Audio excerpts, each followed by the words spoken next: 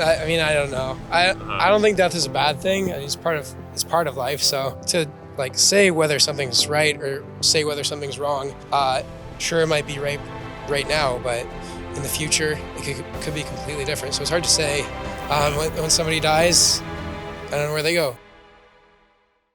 Aiden, how do you think we got here? How do you think the world came into existence? Well, I don't really have any religious beliefs, so I'm more of the science-based theory. But for me personally, I don't know. It's like a lot to just like.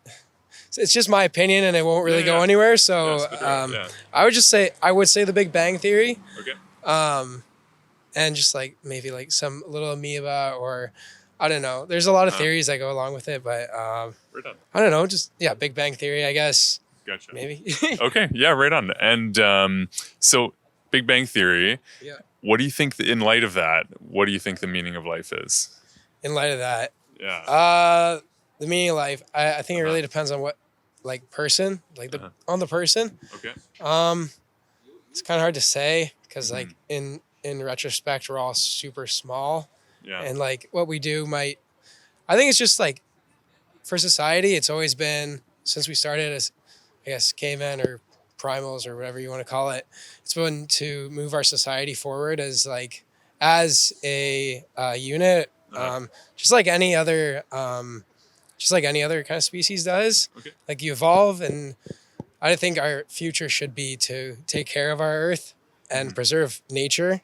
But that's mine at least to try and save the world. Right on. I think I know where the answer to question 3 is going then. Well, Go Teams media anchor Luke is enjoying a very respectful conversation with his new friend, Aiden.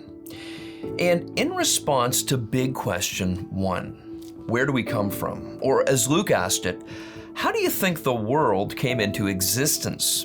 Aiden professes belief in the Big Bang Theory. And if you don't know what that is, I encourage you to bookmark in your browser answersingenesis.org, our go-to source for answering all questions about the Bible and science, including this one. And here's a helpful quote from Answers in Genesis. The Big Bang is a naturalistic story, for example, cosmology, beginning with a singularity, when all mass, energy, and space was contained in a much smaller volume than the universe today.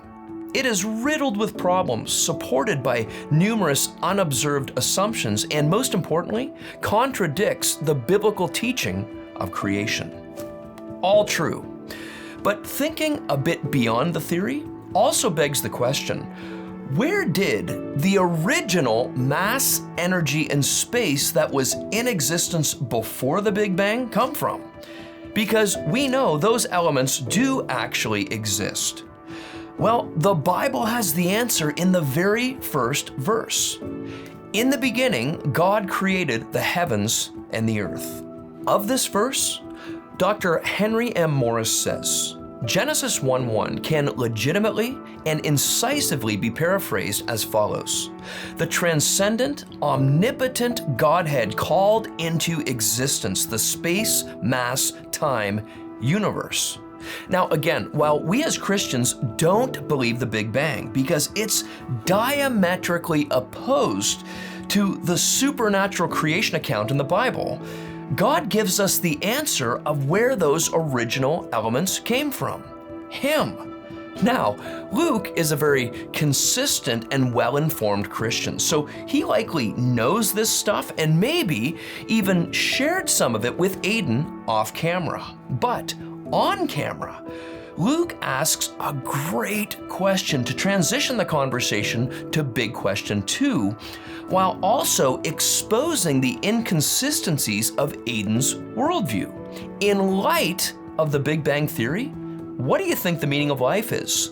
Like, as much as I love you, Aiden, and I promise Luke does, how can a purely material and naturalistic story about the explosion of mass energy in space account for an immaterial and supernaturalistic idea like the meaning of life?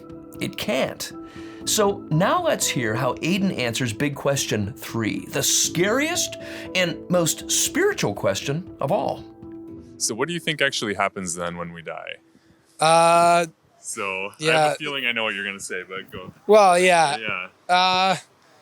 I mean, I don't know. I don't think death is a bad thing. I mean, it's part of life. So I don't think it's a bad thing. It's natural. And when somebody dies, I don't know where they go. What happened before we were born? What happened?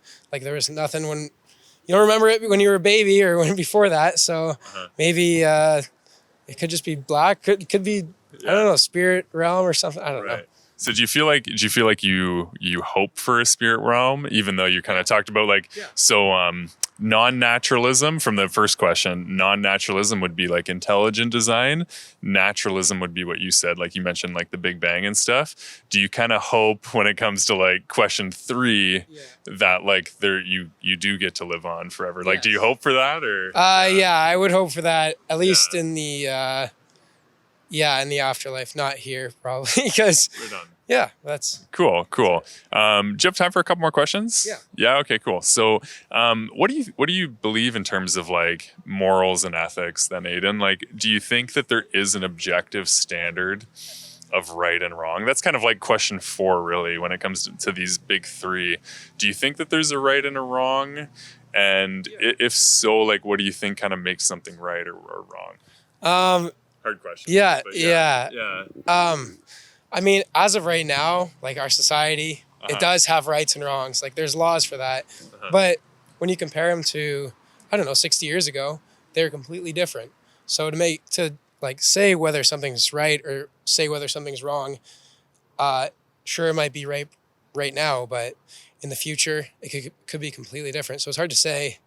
Like, I just have a question. So this is just one example, but like we would probably both agree that like murder's wrong. Yes. Murder would probably always be wrong, correct? Yes, absolutely. How about in retrospect, when you look at it, if it's a horrible person, okay, and they did something along the lines of like murder or something like that, where I don't know, should be just justice, I guess. Okay, that's a very interesting thing that you say too, because like when you think of things even like from a Christian perspective too, a lot of times people look at the Old Testament and they say, well, God wiped out different people at different times, right? But there was also a difference between judgment, which brings justice, and murder, which would be with an evil heart, right? There's also a difference too, if you don't mind me just going on a little tangent here. There's a difference between killing and murder, right? So like I have a family, right? Four kids at home actually. And say there was somebody trying to get into my home, okay? And they actually said, I'm gonna murder your family. Would it be my responsibility to justly, there's difference between killing and murder, if I had to prevent 5 murders from happening, my wife and my 4 kids, and I killed somebody to prevent 5 murders, would that be a good thing? I think it would be just in that situation. It would be. Right. Because it's preventing like pure evil with using like logic and reason and like it is like, you're preventing things. Because I was gonna say, because like one person's heart in that would be to protect and defend, the other person's heart would be to maliciously murder, right? So the heart, exactly. There's a difference in heart intent with that one, right? So that's super cool. Question, this will be my last question, and then if you're okay with me sharing a little bit, I will. A couple of my answers to the big 3 too. But in terms of, you talked about like science versus intelligent design, right? And you talked about how like you're more science-based, you believe in the Big Bang. Do you feel, or do you believe that they don't have to be mutually exclusive? Like, do you think that there are smart Christian or scientists, or do you think, you know what I mean? What do you think about that? Yeah, absolutely. I mean, do you mean like, sorry, if you could, I'll give you an example actually too. So, for instance, like a lot of people will say there's a difference between, common creator versus common ancestor. Like based on what you said, we would, exactly. Your side would be the common ancestor. My side would be the common creator, right? So there'd be Adam's orchard, where it says in like the book of Genesis in the Bible that God created the the plants, the animals, he created people, but it was all an orchard, right? So there'd be a bunch of different kinds. So you see the succession in Genesis where it says he created things, quote, according to their kind, right? So from a Christian perspective, even though there's new like species, for instance, being created every day, we only see replication up to the familial level according to its kind, right? So Adam had this orchard, whereas Darwin sort of has this like tree of life where everything comes out of the tree, right? So we would say that, like for instance, like a cat, there's no such, like we haven't seen a cat dog, but we see different design features amongst the different, because like we all have two eyes, two ears, different things. So we would interpret all that evidence as Christians and go, wow, you see how we have a common creator. Whereas your camp would say, you see, we have a common ancestor type of thing, right? And then from our perspective, we would say, well, you see how everything is like perfectly ordered, and you see how your body has this intelligent design. We would humbly say it takes more faith in a way to be on the natural side than the non-naturalistic side, right? I was just going to say, so in terms of morals and ethics, super quick, because the reason I've actually brought you here is because I actually want to share the hope that we actually have for eternity. I asked you about hope there before too, right? So we talked about morals and ethics. One in the Bible, it talks about the 10 Commandments. You've probably heard of those 10 Commandments before. I can't remember them. But No? Do you want to go through a couple? Sure. Through a couple? So one of them is thou shalt not blaspheme. Like thou shalt not like use the name of God in vain. So like if we've ever said OMG, JC, stuff like that. Have you ever done that before? I have, yes. So have I. Another one is thou shalt not lie, right? Yeah. You've done that before? Yeah, I think everybody is lying. Yeah, for sure, right? And then like morals. Yeah. Like in that sense, like if you're lying for the betterment of something, then is it as bad or is it the same? You know? But I hear what you're saying too, right? But at some point too, like everybody's probably like told this white lie or this like whether it's a big bold-faced one. So essentially, everybody's a liar, right? Everyone's been a liar, right? There's also thou shalt not steal, whether it's time from your employer, like music you've downloaded off the internet, different things like that. Everybody's probably stolen before, right? Yeah. So here, I'll go through one more for fun too. So the 10 Commandments said you shall not commit adultery, but Jesus came and he says, I say to you, if anybody's ever looked upon a woman with lust in their heart, they've committed adultery within their heart, right? Would you say that you've done that? Everybody's done that? I think everybody's done that. Everybody's done that, right?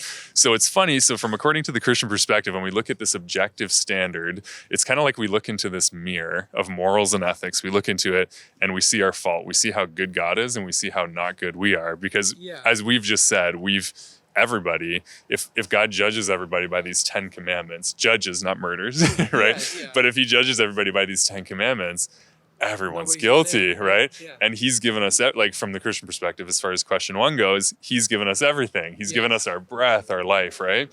And so since we've sinned against his law, we deserve justice from the Christian standpoint. But do you know what the good news of the gospel is? How God made a way for sinners like Aiden and like Luke to actually live with him forever in eternity. Do you know what he did?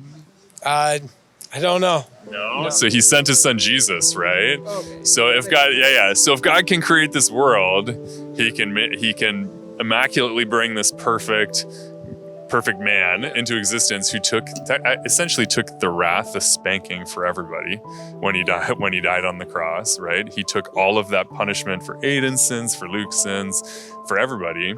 And now he says, hey, if you actually put your faith in me, now I can grant you forgiveness. And when God looks down, he doesn't see Luke and Aiden, the blaspheming, adulterous, liars, and thieves. He sees the perfection of Jesus because I've now put my faith in him.